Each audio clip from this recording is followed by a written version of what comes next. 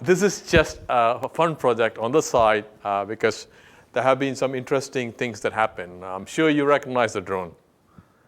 This is the one that actually crashed in White House. So yes, so I was thinking, it's kind of interesting what happens next. So next thing that happens is DJI comes out and says, we have a firmware update.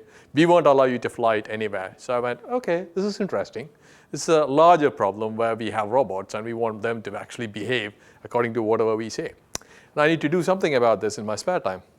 So I said, okay, I could do something about this. I will actually build a very, very small, tiny box. So my tiny box should take some small bits. So actually, I couldn't get hold of the bit I wanted, so I got this one, a linked one, and then this bit, because this is actually the APM. I'm going to explain bits later, sorry. Apologies for that. And create a geofencing, right? So literally, what I was thinking is, like, imagine you want to restrict our White House. You publish geofencing across it, and then you could actually send some messages back to somebody who wants to know, something has been broken in that sense. And as I was saying, it's a collaborative effort, and I should thank Andrew for one member of my team. So he's supposed to look after OpenBTS, and that's Tim. He's not here today, otherwise I would have pointed at him. Now, this is essentially the key bit that's going to be there. I'm just being lazy because I used to be on the dev list for this thing, this Autopilot Mega, but Autocopter.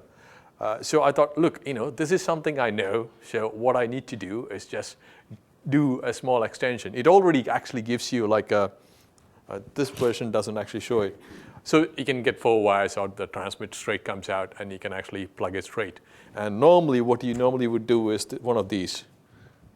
This is from 3D, I got it for free, but so 915 is illegal to use it here. But I have the other version here, but just for the heck of it, I have it. So you plug it in, you can link it up, and it'll send you the data across. So I was thinking, okay, maybe I could do slightly better. Okay, I'm not going to go to the rest of it because I just have like 5 minutes. Ignore this bit. All it does is literally looks at the GPS. I don't want all the rest of it, but you can actually get the whole thing, meaning if the GPS goes, you have some idea, but GPS is the key thing. It looks at the geofencing and compares it, and then gives you, okay, is it within the geofence, outside the geofence? If it goes inside the geofence, it's actually, you violate the whole thing. And now, generally, what you can actually do to create the geofencing is, use either one of those things, right? APM or the other one, and then just save it. And the neat trick I was thinking you could actually literally do, and this is the bit I think is interesting.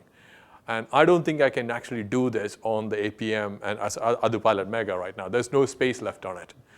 So anybody who is smarter than me and who understands embedded programming and who's interested in crypto, put your hand up and tell me how I could actually do a bootloader who should actually do a hash. Okay, so it's like a TPM. I literally want to do not a full TPM, but a less than TPM. So almost like text. So I can validate the firmware that goes on the hardware. Okay, and I also have the ability to actually check the checksum applied on the geofencing. So the guys can't actually change it. So these are the 2 bits I'm struggling right now with. What I'm doing is just now looking at the normal APM planner, load the files on, and just get the GSM messages back. But ideally, what I would like to do is actually have like a minimal TPM kind of functionality on the hardware, where the hardware can actually validate. So you can actually do this thing over the air. So literally, I can get over the air geofencing update, and I can get the feedback back as well. So, okay, so that's the bit, and the current interface is the GSM one, and that's actually, where's him? Yeah, he actually gave me a new version, so where's the bit? So if I get it all working, and this is the version that I got, it's much smaller and a tinier version, so I think it'll go into the box. So, I don't know what it's called. What's it called? Oh, okay, that's it. That's what it was. Yeah, there you go. That's what it's called. And I got Phono, yes, yeah. So I'm going to replace that bit by this bit, and I'll see how that goes.